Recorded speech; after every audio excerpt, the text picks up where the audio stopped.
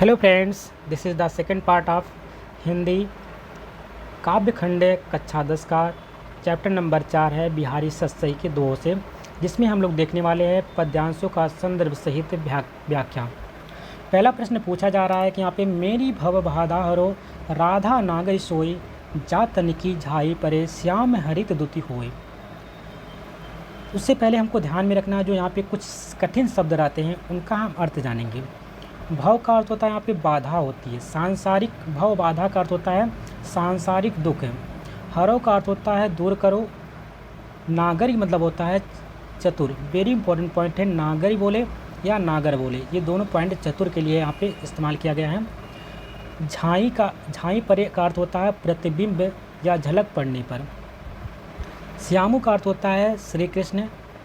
नीला या पाप, श्यामु का अर्थ यहाँ पे श्री कृष्ण भी होता है, नीला भी होता है और पाप भी होता है। हरित दुति का मतलब होता है हरि कांति, प्रसन्न। या हरण हो गई दुति, हरण हो गई है। दुति का अर्थ होता है जिसकी, अर्थात फीका कांतिहीन। ठीक है, तो दुति एक और धुति मतलब का, दुति का अर्थ होता है हरि, प्रसन्न, हरण हो गई है। दुति का अर्थ होता है हरण हो गई दुति और जिसकी, अर्थात फीका कांतिहीन होता है। आगे देखते हैं संदर्भ में क्या लिखना होता है, आपको ध्यान रखना है। प्रस्तुत दोहा हमारी पाठ्य पुस्तक हिंदी के काव्य खंड में संकलित रीतकाल के रस सिद्ध कवि बिहारी द्वारा रचित बिहारी सतसई के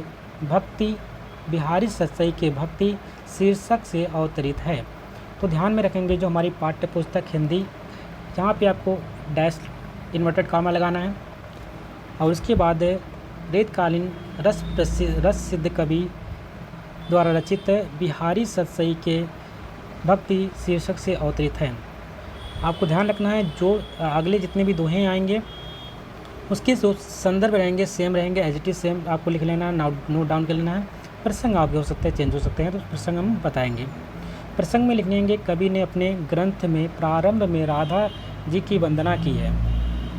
व्याख्या इस प्रकार से है, वह चतुर राधिका जी मेरे सांसारिक कष्टों को दूर करे, जिसके पीले आभा वाले यानी कि गोरे शरीर की झाई प्रतिबिंब पड़ने से श्याम वर्ण के श्री कृष्ण हरित वर्ण की धुति वाले अर्थात हरे रंग के हो जाते हैं। सेकंड इसमें, वे चतुर राधिका जो मेरी सांसारिक बाधाओं को दूर करे, जिनके शरीर की झलक पड़ने से भगवान कृष्ण भी प्रसन्न मुख यानी कि हरित कांति हो जाता है। जिनका भगवान का जो मुख होता है प्रसन्न मुख हो जाता है, इसको हम हरित कांति भी कह सकते हैं। तीसरा पॉइंट है यहाँ पे, हे चतुर राधिका जी आप मेरे सांसारिक कष्टों को दूर करें, जिसके ज्ञान में यानी कि गौर शरीर की झलक मात्र से मन की श्यामलता यानी पाप जो होता है नष्ट हो जाता है। चौथा पॉइंट इसमें है, वह चतुर राधिका जी मेरी सांसारिक बाधाओं को दूर करे, जिसके गौर वर्ण शरीर की चमक पड़ने से श्री कृष्ण की फीकी कांति वाले हो जाते हैं। श्री कृष्ण भी जो हैं फीकी कांति वाले हो जाते हैं। काव्यगत सौंदर्य की बात किया जाए तो यहाँ पे कवि ने प्रस्तुत दोहे में मंगलाचरण रूप में राधा की वंदना की है। नीले और पीत वर्ण मिलकर हरे रंग के हो जाते हैं। यहाँ पे बिहारी के चित्रकला का ज्ञान भी प्रकट हुआ। जैसे कि आपको पता है नीला और हम क्या करते हैं पीला रंग मिलाते हैं तो कौन सा हरा रंग बन जाता है। तो कहीं ना कहीं बिहारी जी को यह भी ज्ञान प्राप्त पता है कि चित्रकला के बारे में भी उनको जानकारी है, तभी तो बता पा रहे हैं कि नीला और पीला मिलकर के हरा बनता है। अगला है ब्रजभाषा। ब्रजभाषा की बात करते हैं, मतलब यहाँ पे भाषा की बात करते हैं तो कौन सा भाषा इन्होंने प्रयोग किया, ब्रजभाषा की बात। शैली इनकी मुक्तक है। रस की बात करते हैं श्रृंगार और भक्ति यहाँ पे है। छंद यहाँ पे है दोहा। अलंकार की बात करते हैं तो हरो राधा नागर में आपको अनुप्रास अलंकार देखने को मिलेगा। भव बाधा झाई तथा श्याम हरित दुति के अनेक अर्थ होने से यहाँ पे श्लेष अलंकार की छटा मनमोहक बन पड़ी है। तो यहाँ पे दो अलंकार आपको देखने को मिले, एक तो अनुप्रास अलंकार जो कि पहला पॉइंट है हरो राधा नागर में, और भव बाधा झाई तथा श्याम हरित दुति में आपको श्लेष अलंकार देखने को मिलेगा। गुण की बात करते हैं तो यहाँ पे प्रसाद गुण है और माधुर्य है, दोनों हैं। बिहारी ने निम्नलिखित दोहे में भी अपने रंगों का ज्ञान का परिचय दिया है, जैसे कि अधर धरत हरि के परत ऊट डीठ पट ज्योति हरित बांस की बांसुरी इंद्रधनुष संग होती। सेकंड आपका स्टार्ट होता है पद्यांश। मोर मुकुट की चंद्रकनु यों राजत नंदन नंदन नन मनु शशि शेखर की अकस कि ये शेखर सतचंद। कुछ कठिन शब्दों को देखते हैं। चंद्र कनु का अर्थ होता है चंद्रिकाएँ, राजत का अर्थ होता है शोभायमान होना, शशि का अर्थ होता है शशि शेखर का अर्थ होता है यहाँ पे चंद्रमा के सिर पर। तो शेखर मतलब आपको सिर होता है और शशि का अर्थ होता है चंद्रमा अर्थात भगवान शंकर। अकस का अर्थ होता है प्रतिद्वंदितावश। प्रसंग में लिखेंगे प्रस्तुत दोहे में श्री कृष्ण के सिर पर लगे मोर मुकुट की चंद्रिकाओं का सुंदर चित्रण किया गया है। कवि कहता है कि भगवान श्री कृष्ण के सिर पर मोर पंखों का मुकुट शोभा दे रहा है। उन मोर मुकुट के पंखों के बीच में बनी सुनहरी चंद्राकार चंद्रिकाएं देखकर ऐसा लगता है मानो भगवान शंकर से प्रतिस्पर्धा करने के लिए उन्होंने सैकड़ों चंद्रमाओं सिर पर धारण कर लिए हैं। काव्यगत सौंदर्य की बात की जाए तो यहाँ पे श्री कृष्ण के अनुपम सौंदर्य का मोहक वर्णन हुआ है। मोर मुकुट की चंद्रिकाओं की तुलना भगवान शंकर के सिर पर विराजमान चंद्रमा से करके कवि ने अपनी अद्भुत काव्य कल्पना का परिचय दिया है। भाषा ब्रज है, शैली मुक्तक है, छंद दोहा है, रस श्रृंगार है। अलंकार की बात करते हैं तो मोर मुकुट तथा शशि शेखर में अनुप्रास एवं मनु शशि शेखर की अकस कि ये शेखर सत्य चंद में उत्प्रेक्षा तथा शशि शेखर और शेखर में संभंग विश्लेष है। गुणधर्म यहाँ पे माधुर्य है। प्रश्न नंबर 3 है, इसमें से पूछा जा रहा है कि सोहत ओढ़े पीतपट श्याम सलोने गात मानव शील नीलमणि शैल पर आतप पर्यो प्रभात। कुछ कठिन शब्दों को पहले देखेंगे। सोहत का अर्थ होता है यहाँ पे शोभित हो रहे हैं। पीतपट का अर्थ होता है पीले वस्त्र। सलोने का अर्थ होता है सुंदर। गात का अर्थ होता है शरीर। नीलमणि शैल का अर्थ होता है नीलमणि पर्वत। आतप का अर्थ होता है प्रकाश। प्रसंग इस प्रकार से है। इस दोहे में पीला वस्त्र ओढ़े हुए श्री कृष्ण के सौंदर्य का वर्णन किया गया है। व्याख्या इस प्रकार से है कि श्री कृष्ण का श्याम शरीर अत्यंत सुंदर है। वे अपने शरीर पर पीले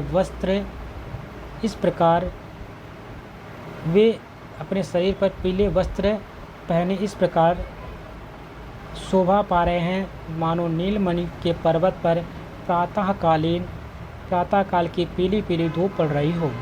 यहाँ श्री कृष्ण के श्याम वर्ण की उज्ज्वल मुख में नीलमणि शैल की और उनके पीले वस्त्रों में प्रातःकालीन धूप की संभावना की गई है। काव्यगत सौंदर्य की बात करते हैं तो यहाँ पे श्री कृष्ण के श्याम शरीर पर पीले वस्त्रों के सौंदर्य का अद्भुत वर्णन है। भाषा ब्रज है, शैली मुक्तक है, रस श्रृंगार और भक्ति है, दोहा छंद जो है दोहा है। अलंकार की बात करते हैं तो पीत पटु श्याम सलोने पायो प्रभात में अनुप्रास तथा मानो नीलमणि शैल पर आतप पर्यो प्रभात में उत्प्रेक्षा अलंकार है। मनहु मानो जनहु जानो यहाँ पे दिखाई देगा। मानो शब्द जहाँ भी दिखाई देगा वहाँ पे हमारा क्या होता है उत्प्रेक्षा अलंकार है। तो मानो शब्द यहाँ पे दिखाई दिया तो यहाँ पे कौन सा अलंकार होता है वो आपका उत्प्रेक्षा अलंकार। मनहु मानो जनहु जानो ये सब उत्प्रेक्षा अलंकार के सूचक होते हैं, ध्यान रखना है। प्रश्न नंबर 4 है। अधर धरत हरि के परत ओठ पीडीठी पट ज्योति हरित बांस की बांसुरी इंद्रधनुष हग होती। कुछ कठिन शब्दों को देखेंगे। अधर का मतलब होता है नीचे का होठ। अधर का मतलब क्या होता है नीचे का होठ। होठ डीठी का अर्थ होता है पट ज्योति। होठों की लाल दृष्टि की श्वेत वस्त्र की पीत कांति ये सब होते हैं इसके अर्थ होते हैं। प्रसंग में देखेंगे प्रस्तुत दोहे में बांसुरी बजाते हुए श्री कृष्ण की हरे रंग की बांसुरी का इंद्रधनुषी रूप वर्णित किया गया है। व्याख्या श्री कृष्ण अपने रक्त वर्ण यानी कि लाल होठों पर हरे रंग की बांसुरी रख करके बजा रहे हैं। उस समय उनकी दृष्टि के श्वेत वर्ण वस्त्र के पीत वर्ण तथा शरीर के श्याम वर्ण की कांति रक्त वर्ण के होठों पर रखी हुई रंग की बांसुरी पर पड़ने से बांसुरी कैसी लग रही है इंद्रधनुष के समान बहुरंगी दिखाई दे रही है, यानी शोभा वाली हो गई है। काव्य सौंदर्य की बात करते हैं तो बिहारी के रंगों के संयोजन का अद्भुत ज्ञान प्रस्तुत दोहे में परिलक्षित होता है। यानी कि बिहारी रंगों के बारे में भी अच्छे तरीके से जानते हैं, इनका ज्ञान है रंगों के बारे में भी। भाषा ब्रज है, शैली मुक्तक है, रस भक्ति है। छंद की बात करते हैं, दोहा अलंकार। दोहे में सर्वत्र अनुप्रास अलंकार, अधर धरत में यमक तथा बांसुरी के रंगों में इंद्रधनुषी के रंगों की तुलना में उपमा अलंकार है। गुण प्रसाद है। पांचवा प्रश्न है यहाँ पे, या अनुरागी चित्त की गति समुझे नहीं कोई, ज्यों जय बूढ़े श्याम रंग त्यों त्यों उज्ज्वल होए। अनुरागी का अर्थ होता है प्रेम करने वाला, लाल का प्रेम करने वाला लाल या कह सकते हैं। गति का अर्थ होता है दशा, बूढ़े का मतलब होता है डूबता है, श्याम का है श्याम रंग यानी काले रंग, कृष्ण भक्ति के रंग में कह सकते हैं।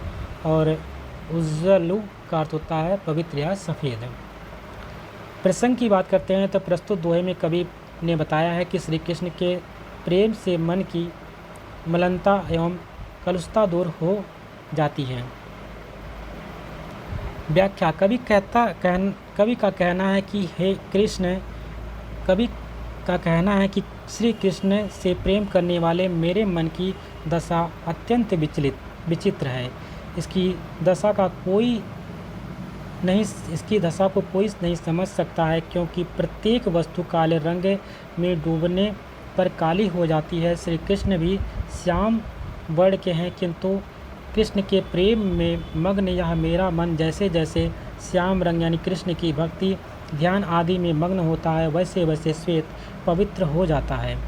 काव्य सौंदर्य की बात करते हैं तो कृष्ण की भक्ति में लीन होकर के मन की पवित्रता पवित्र हो जाता है। इस भावना की बड़ी ही उत्कृष्ट अभिव्यक्ति की गई है। ब्रज भाषा यहाँ पे प्रयोग किया गया है। शैली मुक्तक है, शांत रस जो है शांत है। छंद दोहा है। अलंकारे की बात करते हैं, अलंकार ज्यों ज्यों बूढ़े श्याम रंग त्यों त्यों उज्ज्वल होए में श्लेष पुनरुक्ति प्रकाश तथा विरोधाभास है। गुण माधुर्य है।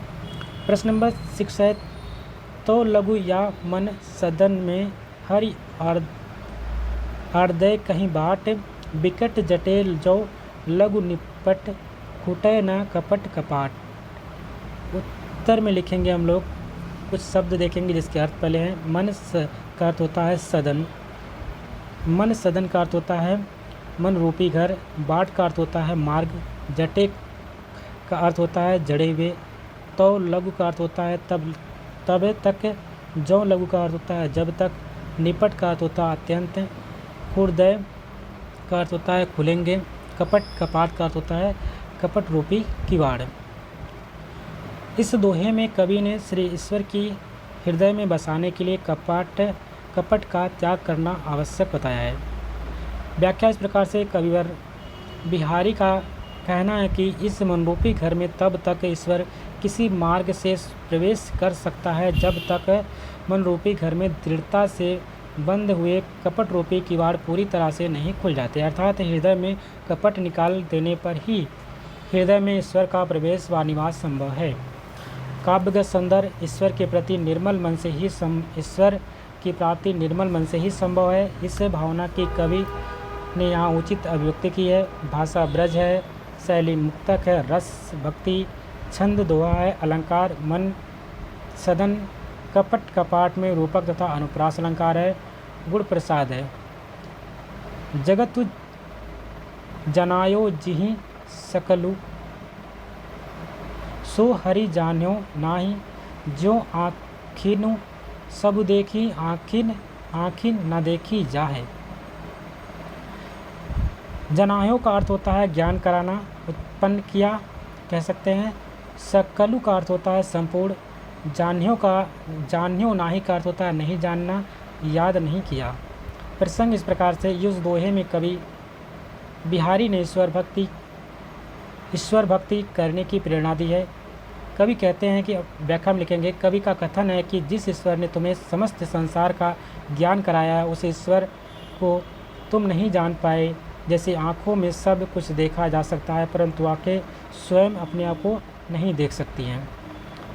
काव्य सौंदर्य संपूर्ण संसार का ज्ञान कराने वाले ईश्वर की स्थिति में से अनिविज्ञ मनुष्य का सजीव चित्रण किया गया है। भाषा ब्रज है, शैली मुक्तक है, छंद दोहा है, रस शांत है, गुण प्रसाद है, अनुप्रास एवं दृष्टांत अलंकार यहाँ पे प्रयोग हुआ है। प्रश्न नंबर 8 है कि जप माला जाप छापा तिलक सरे न एको काम मन कांचे नाचे वृथा सांचे राचे राम।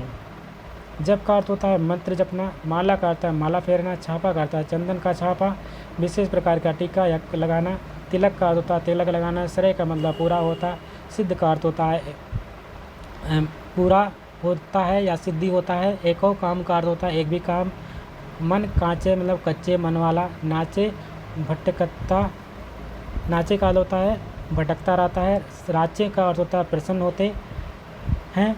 उसके बाद आपको प्रसंग में लिखना होगा कवि बिहारी द्वारा रचित प्रस्तुत दोहे में बाह्य आडंबरों की निरर्थकता बता करके भगवान की सच्ची भक्ति पर बल दिया गया है। व्याख्या कवि का कथन है कि जिस जप करने माला फेरने चंदन का तिलक लगाने आदि बाह्य क्रियाओं से कोई काम पूरा नहीं होता है। इन बाह्य आचरणों से सच्ची भक्ति नहीं होती। जिनका मन ईश्वर की भक्ति करने में से कतराता है, भक्ति करने से कच्चा है, वह व्यर्थ ही ईश्वर इधर उधर की क्रियाओं में मारा फिरता है। ईश्वर तो केवल सच्चे मन की भक्ति से ही प्रसन्न होते हैं। काव्य सुंदर कवि ईश्वर की सच्ची भक्ति पर बल देता है तथा स्पष्ट करता है कि बाह्य आचरणों में भक्ति का सच्चा स्वरूप नहीं है। भाषा साहित्यिक ब्रज है, शैली मुक्तक है, रस शांत है, छंद दोहा है, अलंकार अनुप्रास है, गुण प्रसाद है, भाव साम्य कबीर का यह भी मत है। माला तो कर में फिरे, जीवा मुख में माही, मनुआ तो 10 दिए फिरे, ये तो सुमिरन नाही। अब हम लोग नीति से कुछ देखेंगे प्रश्न, जो कि इनका नीति से संबंधित कुछ प्रश्न है, वहाँ से देखेंगे हम। पहला प्रश्न है कि दुस्सह दुराज प्रजानु कहो, क्यों ना बढ़े दुख द्वंद्व, अधिक अंधेरी जग करते मिल मावस रविचंद्र। दुस्सह का अर्थ होता है असह्य, दुराज का अर्थ होता है दो राजाओं का शासन या बुरा शासन, द्वंद्व का अर्थ होता है संघर्ष, मावस का अर्थ होता है अमावस के दिन। संदर्भ प्रस्तुत दोहा कविवर बिहारी द्वारा रचित बिहारी सतसई से हमारी पाठ्य पुस्तक हिंदी के काव्य खंड में संकलित नीति शीर्षक से उद्धृत है। प्रस्तुत दोहे में राजा के शासन में उत्पन्न कष्टों का वर्णन किया गया है। व्याख्या में लिखेंगे कवि का कथन है कि एक ही देश में दो राजाओं के शासन से प्रजा के दुष्ट और संघर्ष अत्यधिक बढ़ जाते हैं।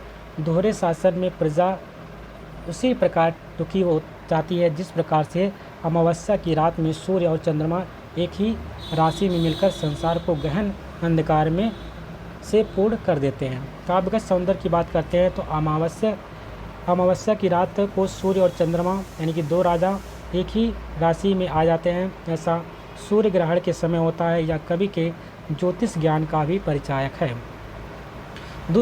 दोहरा शासन प्रजा के लिए कष्टप्रद होता है। इस नीति के निर्धारण में कवि ने अपने ज्योतिष ज्ञान का व्यवहारिक रूप से अच्छा प्रयोग किया है। भाषा ब्रज है, शैली मुक्तक है, चंद दोहा है, रस शांत है, अलंकार श्लेष और दृष्टांत है। और गुण की बात करते हैं तो प्रसाद है। सेकंड नीति के दोहे से देखेंगे बसे बुराई जासुतन ताही को सन्मानु, भली भलो कहीं छोड़िए खोटे ग्रह जप दानु। सन्मानु का अर्थ होता है सम्मान, खौरदे ग्रह का मतलब होता है अनिष्टकारी ग्रह यानी कि शनि कह सकते हैं। प्रसंग की बात करते हैं तो प्रस्तुत दोहे में इस सत्य को उद्धृत किया गया है कि संसार में दुष्ट व्यक्ति की बहुत अवभगत यानी आदर होती है जिससे उसके अनिष्ट कार्यों से बचा जा सके। व्याख्या इस प्रकार से कवि का मत है कि जिसके पास अनिष्ट करने की शक्ति या बुराई है उसका संसार में बहुत आदर होता है। भले को हानि ना पहुंचाने वाला समझकर अर्थात भला कहकर सब छोड़ देते हैं अर्थात उसकी उपेक्षा करते हैं, लेकिन अनिष्ट ग्रह के आने पर जप दान आदि करके उसके शांत करते हैं।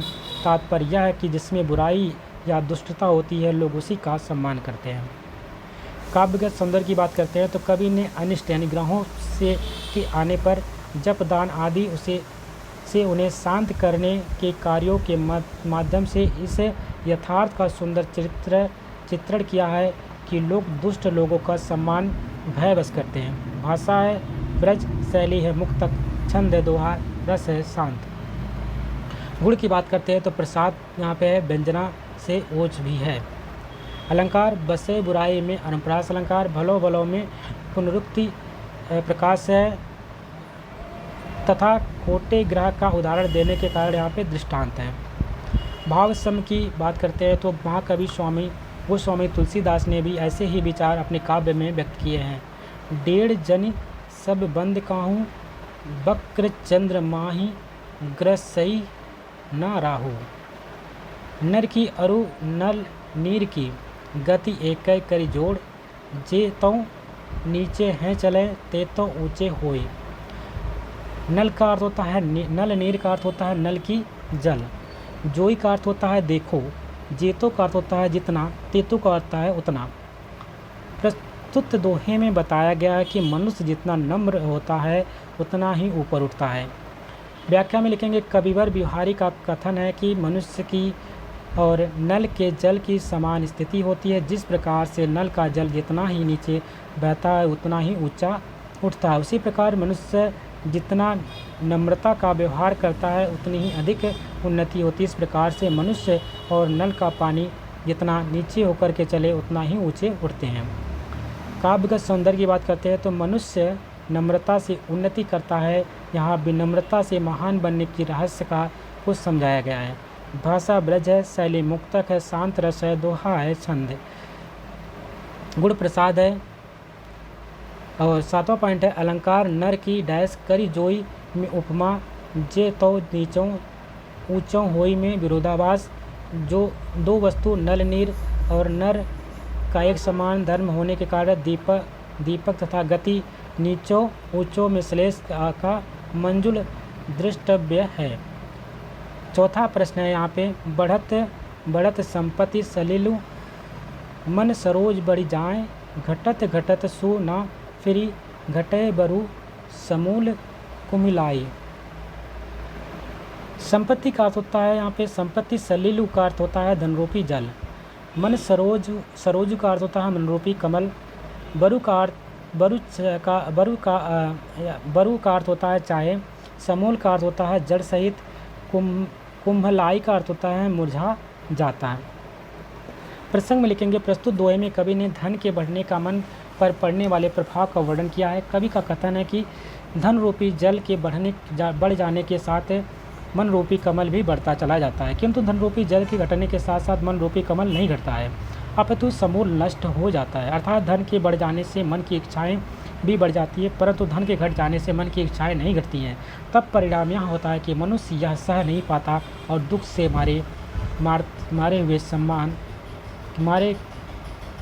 से मरे हुए के समान हो जाता है। काव्यगत सौंदर्य की बात करते हैं। जिस तालाब में कमल होते हैं तब उस तालाब में पानी बढ़ता है तो उसके साथ साथ कमल की नाल भी बढ़ती है, किंतु जब पानी उतरती है तो वह बढ़ी हुई नाल छोटी नहीं होती है। पानी के समाप्त होने पर वह स्वयं नष्ट हो जाती है और कमल भी नष्ट कर देती है। कमल का उदाहरण देते हुए कवि ने यह स्पष्ट किया कि धन के बढ़ने पर मन में को नियंत्रित रखना चाहिए, अन्यथा धन न रहने पर आप बहुत कष्ट होता है। भाषा ब्रज है, शैली मुक्तक है, छंद दोहा है, रस शांत है। अलंकार की बात करते हैं तो बढ़त घटत घटत में पुनरुक्ति प्रकाश है और संपत्ति सलीलु है। मन सरोज में रूपक तथा अनुप्रास काव्यश्रेयी में वृद्धि कर रहे हैं। गुण प्रसाद है। 5वां यहाँ पे है नीति की दोहे से पद्य है। जो चाहत चटकन घटे, मैलो होई न मित्त, रज राजसु ना छुआई, त्यो नेह चीकन चित्त। चटक का अर्थ होता है प्रतिष्ठा या चमक, मैलो का अर्थ है दोष से मुक्त, मित्र का अर्थ होता है मित्र, रज का अर्थ होता है धूल, राजस्व का अर्थ है रजोगुण, नेह चीकन का अर्थ है प्रेम से चिकने या तेल से चिकने, चित्त का अर्थ होता है मन और मन रूपी दर्पण। प्रसंग में लिखेंगे इस दोहे में कवि ने निमित्तता के मध्य धन और वैभव को न आने देने का परामर्श दिया है। व्याख्या इस प्रकार से कवि का कथन है कि यदि आप चाहते हैं कि मित्रता की चटक अर्थात चमक समाप्त ना हो तो तथा मित्रता स्थायी बनी रहे तो उसमें दोष उत्पन्न ना हो तो धन वैभव का इससे संबंध ना होने दे। धन अथवा किसी अन्य वस्तु का लोभ मित्रता को मलिन कर देता है। मित्र के स्नेह से चिकना मन धन रूपी धूल के स्पर्श से मैला हो जाता है, अतः स्नेह में धन का स्पर्श ना होने दे। जिस प्रकार से तेल से चिकनी वस्तु धूल के स्पर्श से मैली हो जाती है, उसी प्रकार उसकी चमक घट जाती है, उसी प्रकार मोह प्रेम से कोमल चित्त धन रूपी धूल के स्पर्श से दोष युक्त हो जाता है और मित्रता में कमी आ जाती है। काव्य सौंदर्य की बात किया जाता है तो मित्रता में धन के लेन देन का व्यवहार कम रखने से ही मित्रता विद्वेषी रहित हो सकती है।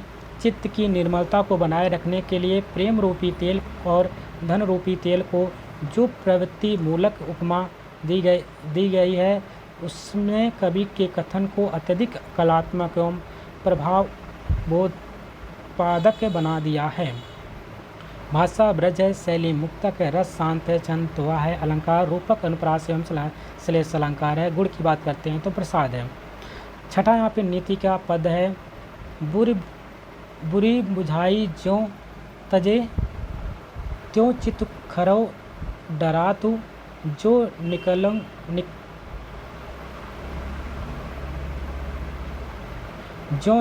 निकलंकु मयंकु लखी गाने लोग उत्पातु।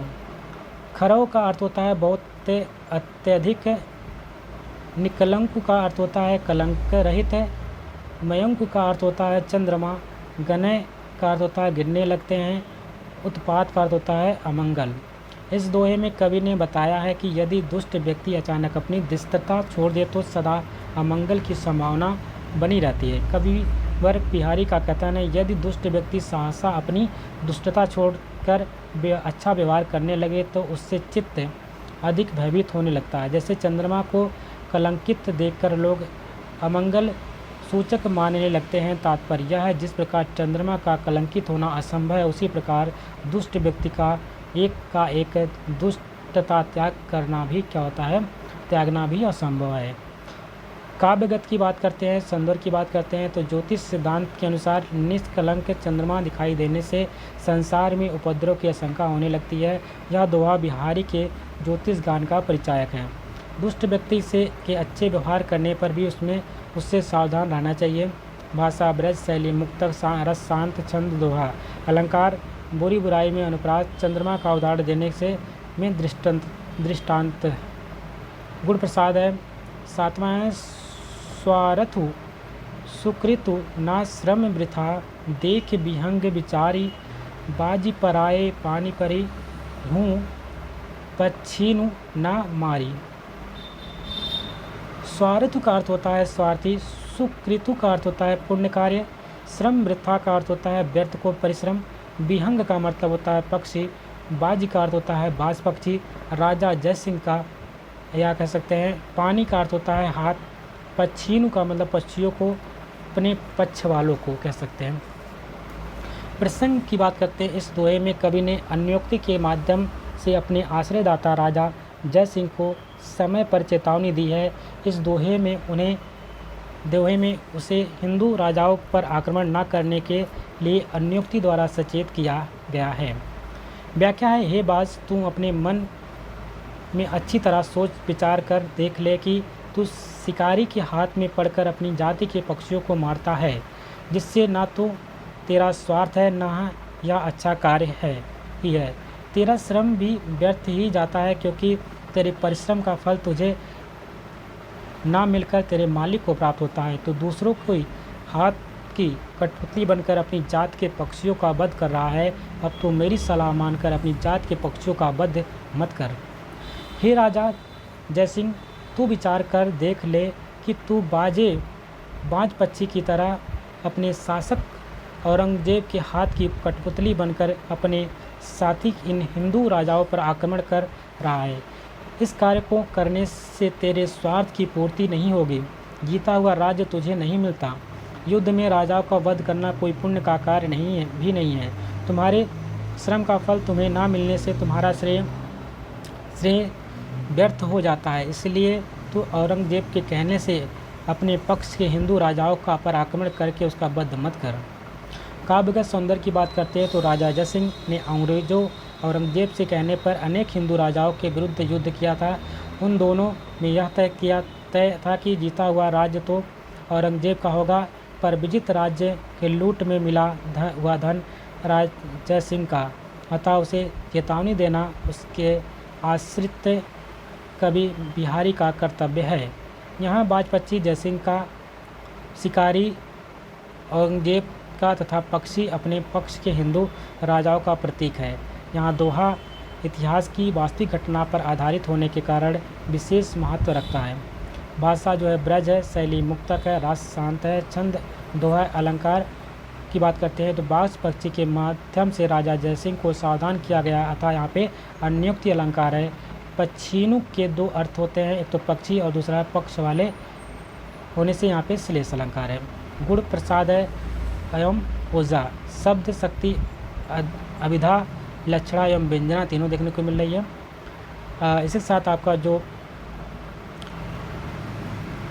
प्रसंग था वो काव्यों का प्रसंग नीति का वो कंप्लीट होता है। आगे हम कुछ और प्रश्न देख लेते हैं, जल्दी जल्दी से चैप्टर को खत्म करते हैं, थोड़ा सा लंबा होता जा रहा है। काव्य सौंदर्य में व्याकरण बहुत कुछ प्रश्न बनते हैं और लास्ट यही होगा आपका।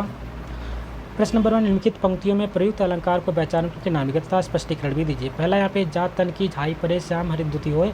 दूसरा है ज्यों जय जय बूढ़े श्याम संग त्य त्य उज्ज्वल होई। तीसरा है नर की अरुणल नीर की गति एक करी जोई।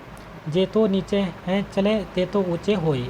पहले में देखेंगे तो पहले में श्लेष अलंकार है। झाई परे श्याम हरि द्वितीय के लिए एक से अधिक और भिन्न अर्थ होने के कारण यहाँ पे श्लेष अलंकार है। सेकंड में आप देखेंगे पुनरुक्ति प्रकाश अलंकार और श्लेष और विरोधाभास की बात हो रही है। यहाँ पे जो जो त्यों तो शब्द की पुनरावृत्ति होने के कारण यहाँ पे पुनरुक्ति प्रकाश है। श्याम रंग और उज्ज्वलु के दो अर्थ होने के कारण यहाँ पे श्लेष अलंकार है। डूबने का बाद सफ़ेद होने के कारण इसमें विरोधाभास आभास है, विरोधाभास अलंकार है। गा में देखेंगे तो यहाँ पे उपमा अलंकार भी देखने को मिलता है, विरोधाभास भी देखने को मिलता है, दीपक तथा श्लेष अलंकार भी देखने को मिलता है। नल की अरु नल नीर की गति एक करी जोई में नर की समानता नल नीर के से किए जाने के कारण यहाँ पे उपमा अलंकार है। जे तो नीचे चले ते तो ऊँचे होए में जितना नीचे होने पर उतना ही ऊंचा होता है, कारण यहाँ पे क्या होता है विरोधाभास से अलंकार देखने को मिलता है। दो वस्तु नल नीर और नर का एक ही समान धर्म में होने के कारण दीपक अलंकार है।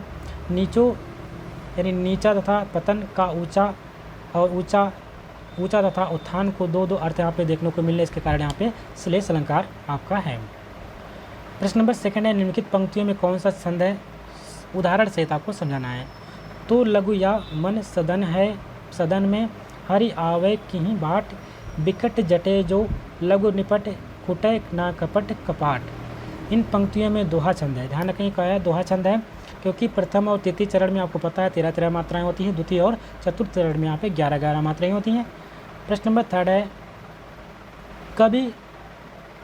कवि जन कभी केवल अप्रस्तुत का वर्णन करते हैं, उसी के द्वारा प्रस्तुत की ओर संकेत मात्र कर देते हैं। इस प्रकार के क्या चमत्कार को अन्योक्ति, इस प्रकार के अलंकार को अन्योक्ति अलंकार कहते हैं। जैसे कि स्वारथु सुकृत ना श्रम वृथा देख विहंग विचारी बाजी पराए पानी परी तू पक्षीनु ना मारी। बिहारी के दोहों से अन्योक्ति का एक अन्य उदाहरण लिखिए। उसका उदाहरण इस प्रकार से, कर ले संधि सराही हूँ रहे सब गही मौन गंध गुलाब को गवई गाहों कौन। प्रश्न नंबर 4 है, निम्नलिखित पदों को आपको ध्यान रखना है। निम्नलिखित पदों में समास से विग्रह कीजिए तथा उनका नाम लिखिए। जैसे कि यहाँ पे पीतु पटु नीलमणि मन सदन दोपहर रवि चंद्र समूल। इसका समास विग्रह करके कौन कौन से समास यहाँ पे आ रहा है इसका उपयोग करिए। इसको हम देखेंगे पार्ट नंबर 3 में। जो क्वेश्चन आपके बहुविकल्पी और अतुलग्न तथा कुछ यहाँ पे जो आपके समाज से संबंधित क्वेश्चन होते हैं उनको हम पार्ट नंबर 4 में देखेंगे, पार्ट नंबर 3 में देखेंगे। तो ये आपका पार्ट यहीं पे कंप्लीट होता है। आशा करते हैं आपको वीडियो पसंद होगी। यदि वीडियो पसंद आए तो उसको लाइक करिएगा, शेयर करिएगा और ज़्यादा से ज़्यादा शेयर सब्सक्राइब कर लीजिएगा। मिलते हैं एक नए वीडियो में, तब तक के लिए नमस्कार, जय हिंद।